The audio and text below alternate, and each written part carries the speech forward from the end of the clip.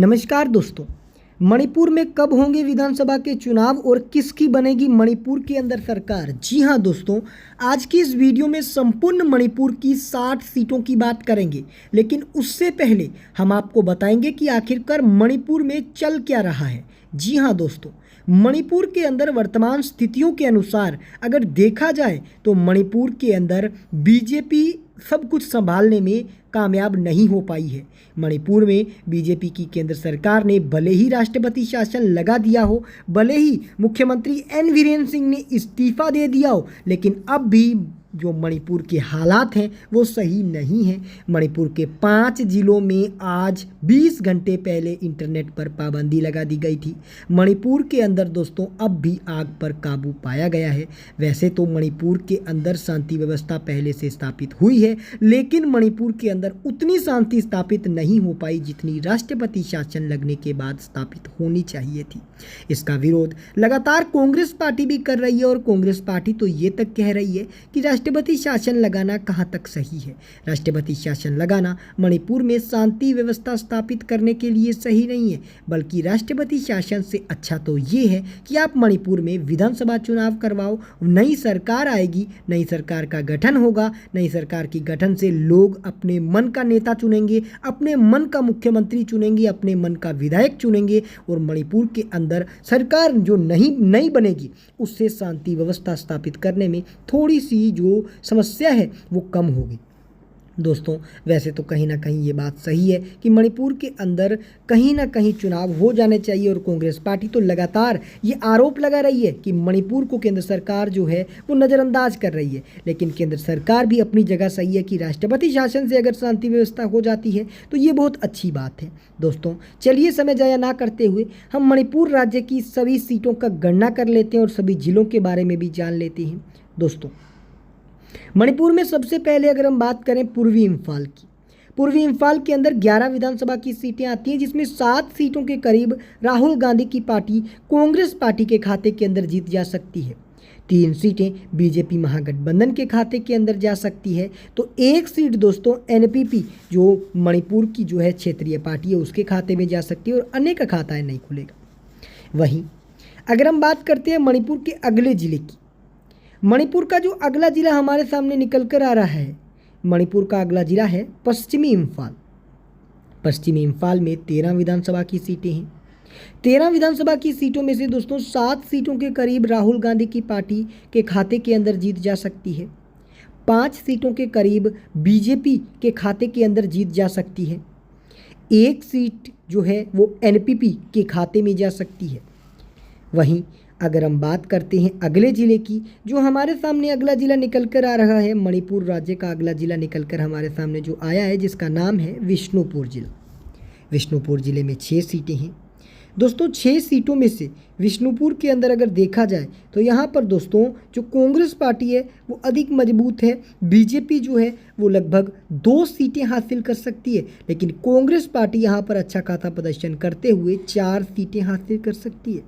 वहीं दोस्तों कांग्रेस पार्टी लगातार बीजेपी पर और नरेंद्र मोदी जी पर यह आरोप लगा रही है कि 2 साल से मणिपुर के अंदर हिंसा हो रही है। मणिपुर के अंदर हजारों लोग घायल हो गए और सैकड़ों लोग मर भी गए, लेकिन नरेंद्र मोदी आज तक मणिपुर नहीं गए। ये केंद्र सरकार पर लगातार तीखा हमला कांग्रेस पार्टी मणिपुर में जो है वो बीजेपी से नरेंद्र मोदी जी से कर रही है, गृह मंत्री अमित शाह से कर रही है कि आखिर आप मणिपुर को इतना नज़रअंदाज क्यों कर रही हैं, मणिपुर के साथ ये क्यों हो रहा है। दोस्तों अगर हम बात करें अगले ज़िले की, हमारे सामने जो अगला ज़िला निकल कर आ रहा है जिसका नाम है थौबल ज़िला।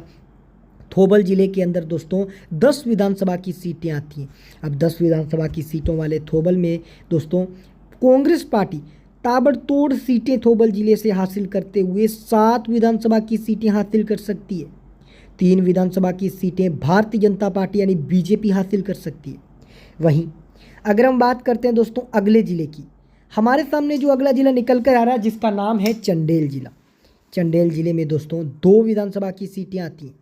अब 2 विधानसभा की सीटों में जो दोस्तों चंडेल जिला है उसको दोनों जो सीटें हैं वो कहीं ना कहीं दोस्तों राहुल गांधी की पार्टी जो है वो कांग्रेस पार्टी चंडेल जिले के अंदर मजबूत है और नरेंद्र मोदी एनपीपी अन्य तीनों का खाता नहीं खुलेगा।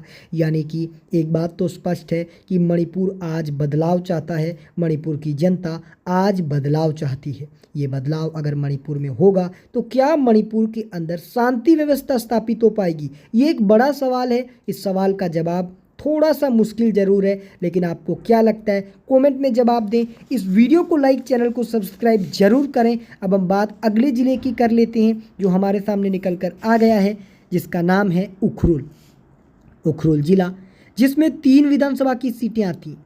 3 विधानसभा की सीटों में से दोस्तों 2 सीटों के करीब राहुल गांधी की पार्टी के खाते के अंदर जीत जा सकती है। 1 सीट के करीब भारतीय जनता पार्टी यानी नरेंद्र मोदी जी ये सीट हासिल कर सकते हैं उखरुल की।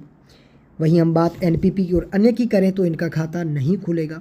वहीं आपको बता दें कि मणिपुर के अंदर प्रियंका गांधी भी कुछ दिनों पहले गई थी। मणिपुर में प्रियंका गांधी ने नरेंद्र मोदी जी पर और बीजेपी सरकार पर आरोप लगाया, सरकार को घेरा कि आप आखिरकार क्यों मणिपुर को नज़रअंदाज कर रहे हैं। हिंसा, रेप, पलायन झेल रहे हैं मणिपुर के लोग, आखिरकार बीजेपी सरकार क्यों कर रही है नज़रअंदाज। मणिपुर में प्रियंका गांधी ने नरेंद्र मोदी सरकार को घेरा। जी हाँ दोस्तों, मणिपुर हर जो हिंसा है उस पर प्रियंका गांधी लगातार सरकार से सवाल कर रही है और भड़क रही है। दोस्तों अब हम बात अगले जिले सेनापति की करें। सेनापति के अंदर 6 विधानसभा की सीटें हैं। 6 सीटों में से लगभग 4 सीटों पर राहुल गांधी की पार्टी, 2 सीटों पर भारतीय जनता पार्टी जीत हासिल कर रही है।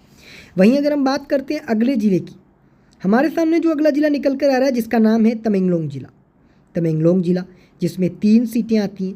3 सीटों में से दोस्तों 2 सीटों के करीब राहुल गांधी की पार्टी के खाते के अंदर जीत जा सकती है तमेंगलोंग में। वहीं 1 सीट पर दोस्तों नरेंद्र मोदी की पार्टी जो बीजेपी है, जो एनडीए है, जिसके साथ नीतीश कुमार की पार्टी है, जिसके साथ शिवसेना बाला साहेब ठाकरे वाली नहीं बल्कि जो शिंदे सेना है वो है। कहीं ना कहीं दोस्तों मणिपुर के अंदर जो मजबूती है वो कांग्रेस पार्टी को मिली है। दोस्तों चुराचांदपुर ज़िले की हम बात करें, चुराचांदपुर ज़िले के अंदर 6 विधानसभा की सीटें हैं। चुराचांदपुर की 6 विधानसभा की सीटों में 3 सीटों के करीब राहुल गांधी की पार्टी के खाते के अंदर जीत जा सकती है। 3 ही सीटें भारतीय जनता पार्टी की नरेंद्र मोदी सरकार हासिल कर सकती है और अन्य के खाते में जा सकती है 0 सीटें।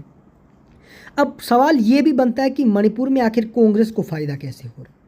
कांग्रेस को फ़ायदा, राजनीतिक जो सलाहकार हैं, राजनीतिक जो विशेषज्ञ हैं, ये भी मानते हैं कि कांग्रेस को फ़ायदा इसलिए हो रहा है क्योंकि राहुल गांधी लगातार मणिपुर दौरे पर थे। प्रियंका गांधी मणिपुर दौरे पर गई थी।